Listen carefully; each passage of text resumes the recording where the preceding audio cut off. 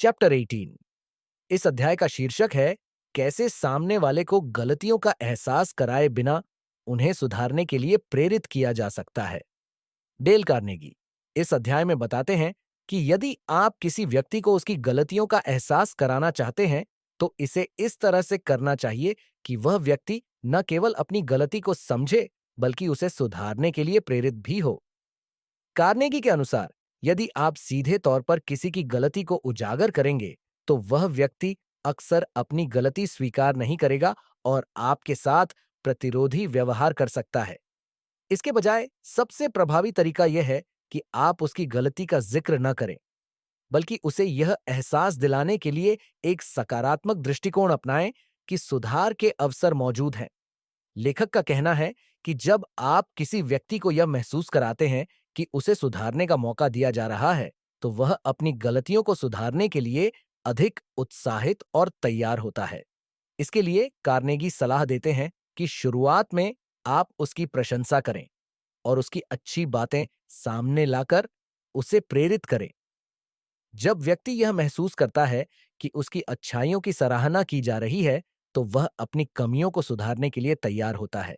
इसके बाद आप धीरे-धीरे उसे यह महसूस करवा सकते हैं कि वह कुछ सुधार सकता है और यह सुधार उसकी सफलता के लिए महत्वपूर्ण है। कार्नेगी उदाहरण के जरिए समझाते हैं कि कैसे बड़े नेता और प्रभावशाली लोग इस तरीके का इस्तेमाल करते हैं। वे किसी व्यक्ति को बिना उसकी गलतियों को सीधे तौर पर उजागर किए उसे इस तरह से मार्गदर्शन करते हैं कि वह सुधार के लिए खुद ही प्रेरित हो जाए। वे सामने वाले व्यक्ति के आत्मसम्मान को बनाए रखते हुए उसे सुधारने का अवसर देते हैं और उसे यह समझाते हैं कि सुधार के लिए उसमें पूरी क्षमता है। इस अध्याय का मुख्य संदेश है कि अगर आप चाहते हैं कि कोई व्यक्ति अपनी गलतियों को सुधारे, तो आपको उसे आलोचना करने के बजाय प्रोत्साहित करने और उसके आत्मसम्मान को बनाए रखते हुए सुधार के लिए प्रेरित करना चाहिए। यह तरीका न केवल रिश्तों को सकारात्मक बनाए रखता है, बल्कि व्यक्ति को उसकी गलतियों से सीखने और उन्हें सुधारने का भी अवसर प्रदान करता है। चैप्टर 19। इस अध्याय का शीर्षक है कैसे लोगों से उन्हें गलत साबित किए बिना अपना काम कराया जा सकता है। डेल कार्नेगी इस अध्याय में यह बताते हैं कि यदि आप किसी से कुछ करना चाहते हैं तो सबसे प्रभावी तरीका यह है कि आप उसे ऐसा महसूस कराइए कि वह कार्य उसकी खुद की इच्छा और समझ का परिणाम है, न कि आपने उसे कोई आदेश दिया है। कार्नेगी के अनुसार जब आप किसी से कुछ करवाने के लिए उसे सीधे तौर पर चुनौती देते हैं या उसे गलत साबित करने की कोशिश करते हैं, तो वह व्यक्ति सामान्यतः प्रतिरोध करता है, क्योंकि किसी को यह पसंद नहीं आता कि वह गलत साबित हो या उसे आदेश दिया जाए।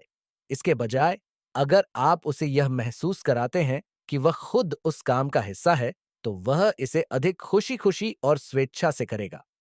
लेखक का कहना है कि जब आप किसी व्यक्ति से कोई कार्य करवाने की कोशिश करते हैं, तो सबसे पहले आपको उस व्यक्ति की स्थिति और दृष्टिकोण को समझना चाहिए। यदि आप उसकी भावनाओं का सम्मान करते हुए उसे यह दिखाते हैं कि वह काम उसके अपने फायदे के लिए है या यह उसकी सफलता के रास्ते में मददगार साबित हो सकता है, तो वह व्यक्ति इसे अधिक सकारात्मक रूप से स्वीकार करता है। इसके अलावा आपको यह सुनिश्चित करना चाहिए कि आप उसे निर्णय लेने का अधिकार दें, ताकि वह स्वयं महसूस करे कि उसने यह काम अपनी इच्छा से किया है। कार्नेगी उदाहरणों के माध्यम से बताते हैं कि कैसे बड़े नेता और प्रभावशाली व्यक्ति इस तरीके का इस्तेमाल करते हैं ताकि लोग बिना किसी दबाव के उनके विचारों को अपनाएं।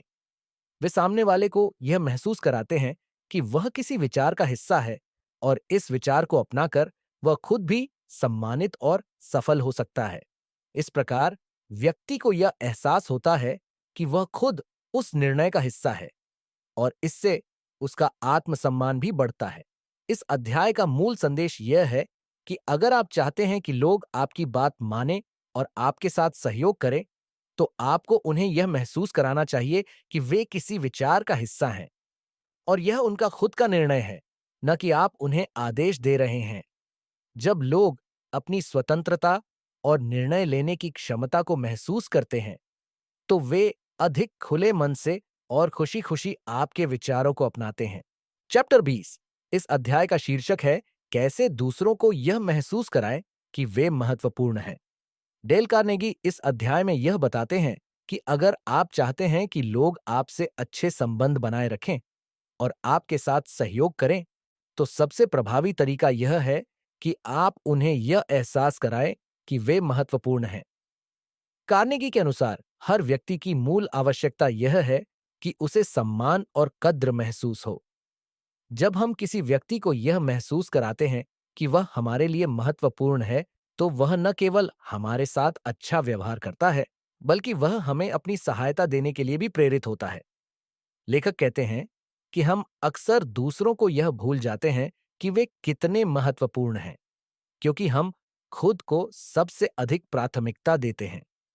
लेकिन अगर हम यह समझें कि किसी व्यक्ति के जीवन में उसके आत्मसम्मान का कितना महत्व है, तो हम आसानी से उसे अपने विचारों से प्रभावित कर सकते हैं और उसका सहयोग प्राप्त कर सकते हैं।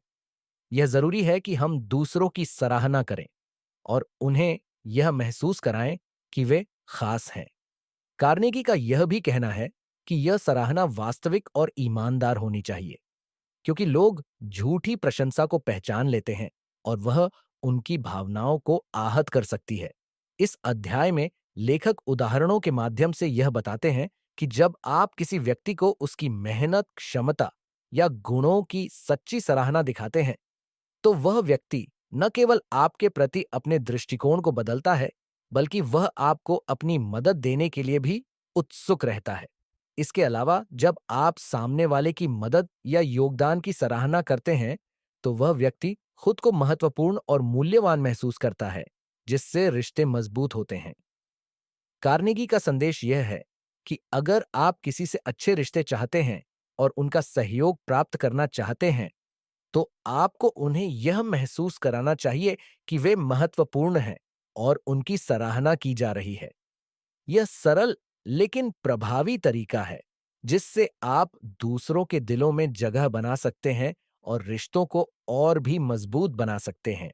चैप्टर 21 इस अध्याय का शीर्षक है कैसे आलोचना, निंदा या शिकायत किए बिना किसी को सुधारने के लिए प्रेरित किया जा सकता है।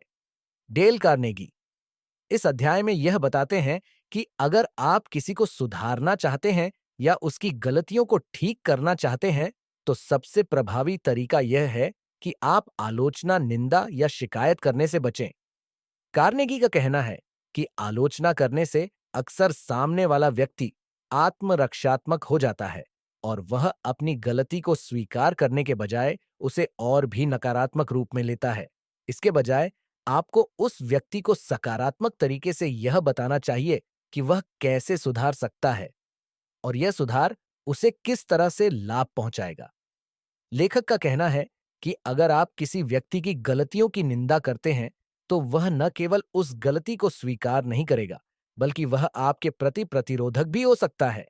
इसीलिए सबसे बेहतर तरीका यह है कि आप उस व्यक्ति की अच्छाइयों को पहले उजागर करें और फिर उसके सुधार की दिशा में धीरे-धीरे मार्गदर्शन करें। जब आप किसी की अच्छाइयों की सराहना करते हैं और उसे यह समझाते हैं कि उसके पास सुधारने की क्षमता है, तो वह व्यक्ति अपनी गलतियों को सुधारने के लिए अधिक तैयार होता है। कार्नेगी यह भी बताते हैं कि जब आप किसी को आलोचना करने के बजाय उसे प्रोत्साहित करते हैं, तो वह व्यक्ति आपकी बातों को न केवल खुले मन से स्वीकार करता है, बल्कि वह सुधारने के लिए आत्म प्रेरित भी होता है। उदाहरण के तौर पर, आप किसी व्यक्ति की गलती को इस तरह से सुधारने का प्रयास कर सकते हैं कि उसे यह लगे कि वह खुद उस सुधार का हिस्सा बन रहा है और यह बदलाव उसकी खुद की सफलता के लिए आवश्यक है। चैप्टर 22 इस अध्याय का शीर्षक है किसी से कुछ भी करवाने के लिए उसे खुद यह महसूस कराना कि वह विचार उसकी अपनी सोच है। डेल कार्नेगी इस अध्याय में यह बताते हैं कि यदि आप चाहते हैं कि कोई व्यक्ति आपके विचारों को अपनाए या आपके साथ सहयोग करे, तो सबसे प्रभावी तरीका यह है कि आप उसे ऐसा महसूस कराएं कि वह विचार उसकी अपनी सोच का परिणाम है, न कि आपने उसे आदेश दिया हो। जब आप किसी से कुछ करने के लिए कहते हैं, तो अगर वह व्यक्ति यह महसूस करता है कि यह विचार या कार्य उसकी खुद की इच्छा से उत्पन्न हुआ है, तो वह उसे बहुत ज्यादा खुशी-खुशी करेगा। इस अध्याय में कार्नेगी यह समझाते हैं कि जब आप किसी से किसी कार्य को करने के लिए कहते हैं, तो अगर आप उसे यह दिखाते हैं कि वह विचार उसकी खुद की समझ का हिस्सा है, तो वह उसे स्वीकार करने के लिए अधिक तैयार होता है। लेखक का कहना है कि अगर आप किसी व्यक्ति को सीधे तौर पर आदेश देते हैं या उसे किसी काम को करने के लिए मजबूर करते हैं, तो वह प्रतिरोध करता है और आपकी बातों को नकार सकता है। इसके बजाय जब आप किसी व्यक्ति को इस तरह से प्रेरित करते हैं कि वह स्वयं समझे कि यह विचार या कार्य उसके लिए सही है, तो वह न केवल उस कार्य को स्वीकार करता है, बल्कि उसे करने के लिए और भी प्रेरित होता है। कार्नेगी इस प्रक्रिया को एक प्रकार की सहमति के रूप में प्रस्तुत करते हैं, जहां व्यक्ति यह महसूस करता है कि वह खुद उस निर्णय का हिस्सा है। लेखक उदाहरण के माध्यम से यह समझाते हैं कि बड़े नेता और प्रभावशाली लोग इस प्रक्रिया का उपयोग करते हैं ताकि वे दूसरों को बिना किसी दबाव के अपने विचारों से प्रभावित कर सकें। वे किसी व्यक्ति को यह एहसास कराते हैं कि वह खुद उस निर्णय का हिस्सा है और यह उसका स्वीकृत विचार है, जिससे वह उसे अपनाने के लिए और भी प्रेरित होता है। चैप्टर 20। इस अध्याय का शीर्षक है कैसे अपने विचारों को प्रभावी तरीके से प्रस्तुत किया जा सकता है ताकि सामने वाला उन्हें अपनी राय समझे। डेल कार्नेगी इस अध्याय में यह बताते हैं कि यदि आप चाहते हैं कि लोग आपके विचारों को मानें या उन्हें अपने विचारों के रूप में स्वीकार करें, तो सबसे महत्वपूर्ण बात यह है कि आपको उन्हें प्रभावी तरीके से प्रस्तुत करना चाहिए। जब हम किसी को अपना विचार या दृष्टिकोण बताते हैं, तो उसे केवल अपनी सोच का हिस्सा बनाने के लिए हमें उसे इस तरह से प्रस्तुत करना चाहिए कि वह व्यक्ति खुद इसे अपने विचार के रूप में महसूस करे। कार्नेगी के अनुसार, अगर हम किसी को यह महसूस करवा पाते हैं कि वह विचार उसकी खुद की सोच है, तो वह उसे स्वीकार करने के लिए बहुत अधिक खुले मन से तैयार हो जाता है। लेखक का कहना है कि किसी विचार को प्रभावी तरीके से प्रस्तुत करने के लिए सबसे पहले आपको सामने वाले व्यक्ति की भावनाओं और दृष्टिकोण को समझना चाहिए। यदि आप सीधे तौर पर किसी व्यक्ति को अपनी बात समझाने का प्रयास करते हैं, तो यह बहुत संभव है कि वह व्यक्ति प्रतिरोध करे, क्योंकि हर कोई यह नहीं चाहता कि उसके विचारों को किसी और द्वारा थोप दिया जाए। इसके बजाय आपको यह ध्यान रखना चाहिए कि आप उसे इस तरीके से समझाएं कि वह यह महसूस करे कि यह विचार उसकी खुद की समझ और सोच का हिस्सा है। जब वह व्यक्ति खुद को इस निर्णय का हिस्सा समझेगा, तो वह उसे अपनाने के लिए ज्यादा इच्छुक होगा।